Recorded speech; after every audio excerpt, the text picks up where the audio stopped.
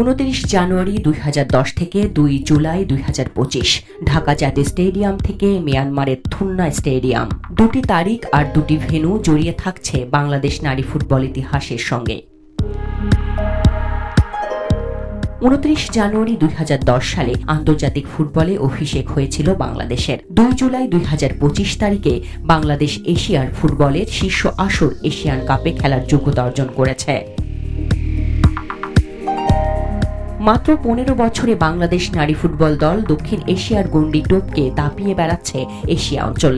AFC Asian cup বাছাইয়ের আগে দুইবার অংশ নিয়ে যেখানে 5 ম্যাচে কোনো জয়ই পায়নি, সেখানে তৃতীয় আসরে টানা 2 জয়ে নিশ্চিত করেছে চূড়ান্ত পর্বে খেলা। এই অর্জনের পথে বাংলাদেশ নারী ফুটবল দলের আরও দুটি সাফল্য আছে। দুইবার বাংলাদেশ দক্ষিণ এশিয়ার সেরা হয়েছে এই অঞ্চলের 2 শীর্ষ দল ভারত ও নেপালকে টপকিয়ে। আগামী বছর 1 থেকে 21 মার্চ অস্ট্রেলিয়ার 3 শহরের 5 ভেন্যুতে হবে 21তম এশিয়ান কাপ, যেখানে খেলবে এশিয়ার সেরা 12 দেশ। সরাসরি খেলবে আয়োজক অস্ট্রেলিয়া, সর্বশেষ এশিয়ান কাপের চ্যাম্পিয়ন চীন, রানার্স আপ দক্ষিণ কোরিয়া ও তৃতীয় জাপান। বাকি 8 দল উঠবে বাছাই থেকে। বাছাই পর্ব থেকে সবার আগে যোগ্যতা অর্জন করেছে বাংলাদেশ।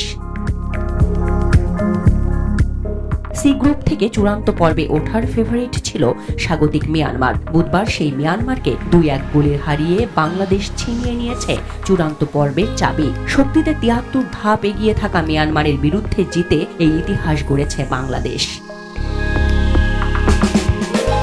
এবারের বাছাইয়ে বাংলাদেশ নিজেদের রেকর্ডের পর রেকর্ড করেছে। এশিয়ান কাপ বাছাইয়ে প্রথম গোল করেছে, প্রথম ম্যাচ জিতেছে এবং সর্বশেষ 1 ম্যাচ হাতে রেখেই চূড়ান্ত পর্বে খেলা নিশ্চিত করেছে।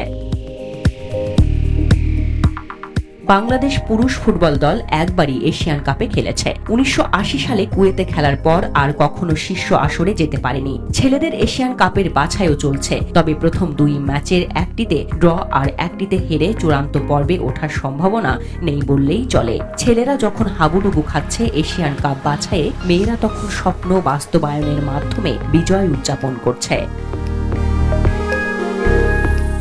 Desk report, Dhaka express.